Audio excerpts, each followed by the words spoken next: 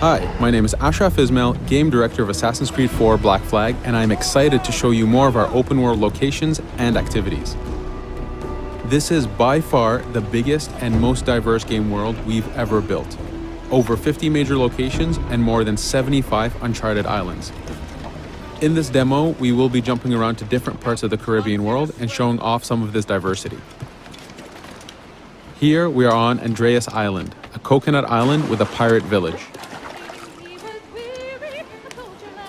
Up ahead, we have a tavern. Taverns are places where you can hire crew, pay for secret information about valuable convoys, you can play mini-games, and of course, you can have a drink. To gain access to all of this, you need to prove yourself with your fists.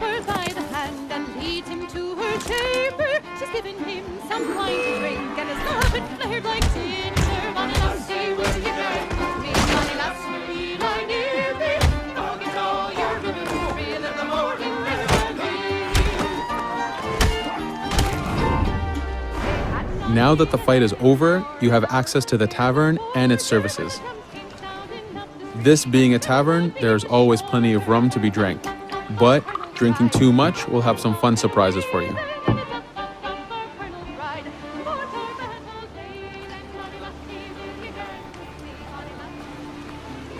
Now let's head to that viewpoint and sync up. Each viewpoint in the game is a small navigation puzzle to reach the top. Synchronizing unfogs the map, showing you nearby collectibles and activities, and it also becomes a fast travel point so that you can quickly get back here. The world is massive. We needed to make it comfortable and easy for you to get to where you want.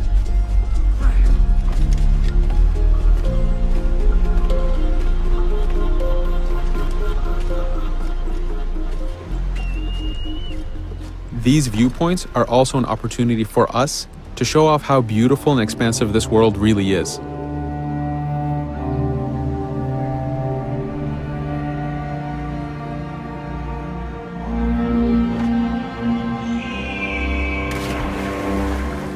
Now we're heading to another important location, underwater shipwrecks. We are now able to access these locations because we recently purchased a diving bell. These are real 18th century devices that pirates and sailors used to access the underwater.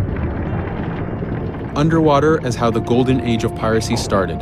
Through an incredible hurricane, tons and tons of Spanish gold was lost at the bottom of the seabed. This attracted poor, jobless sailors and pirates to dive down and grab this treasure. It was important for us to include the underwater as a new environment because it was so important to the history of piracy. The underwater is full of unknown dangers and predators.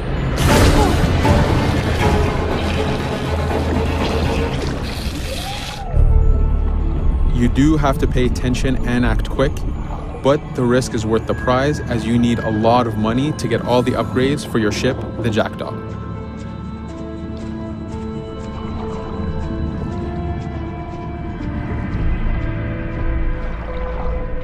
Stealth is very important, even in the underwater. Here, we can use the seaweed and plant life to keep yourself hidden from sharks and other dangers.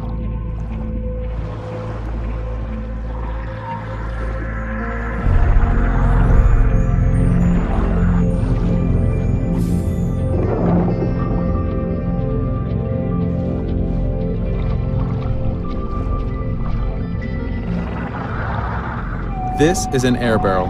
It's a one-time air refill, so use them wisely. Of course, you can always go back to the diving bell to refill. We are going to move to a different location now. This is a smuggler cave. This one happened to be accessed from the underwater, but not all of them are.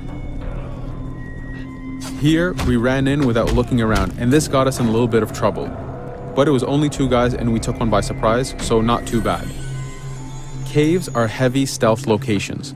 Stealth is key in this game. We've put a lot of effort in to make it a valuable and exciting gameplay for players. Since we came from the underwater, Edward does not have his weapons or guns. You will have to use your stealth tools to get through this. Here, we will utilize the whistle to take out the brute.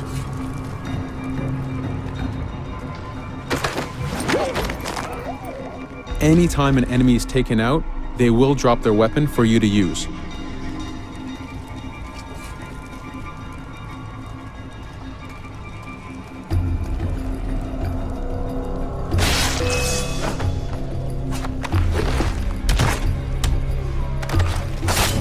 Again, we are taking these guys by surprise and using their own weapons against them.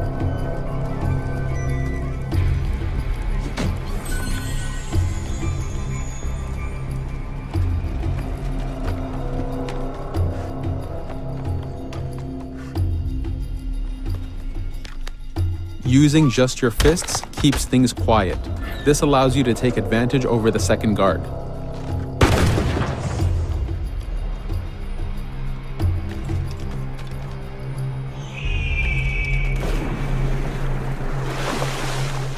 Up to this point, we've been doing a lot of pirating. This has attracted the attention of pirate hunters. This is fed back to you with the clashing swords above the health bar. This is a first level hunter after us. You can push the wanted system to reach level 4, where you have a fleet of intense aggressive hunters after you. The horn you heard indicates that this is a charger type ship. This ship is all about getting close and ramming. Each ship type has a unique sound associated to it, the scariest being the war drums of a man of war. Your first mate, Adewale, is always giving you helpful advice and feedback. The chain shot is a stun weapon. Hitting ships slows them down. Great for stopping a charger's attack.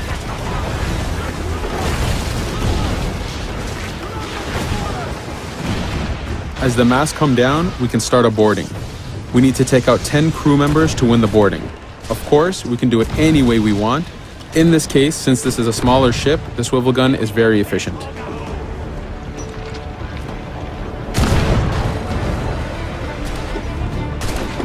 There are many objectives in the boarding system, including destroying powder keg reserves and removing the flag from the top mast. But the most basic objective is to eliminate the crew. Here, you can see Edward utilizing his dual cutlasses and guns, combining them in counters and combo attacks. You do have a max of 4 shots before reloading, so make them count.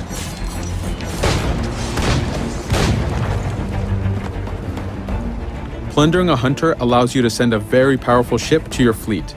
They are also a good way to gain ammo for the Jackdaw. In this case, we will use this opportunity to lower our wanted level.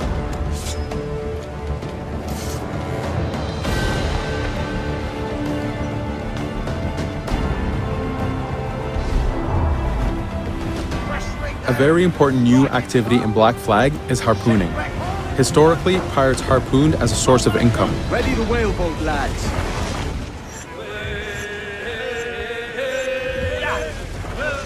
Harpooning is a part of upgrading Edward and his gear. There are many different types of creatures to harpoon, and they are all needed to get every single upgrade.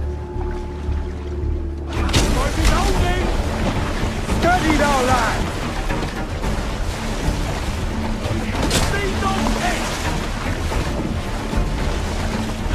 Success!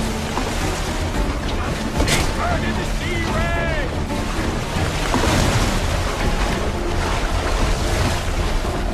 It's weakening! The blast has torn the rope! Stay sharp, lads. This is one of the smaller harpooning targets. Just imagine taking on a great white shark or a blue whale.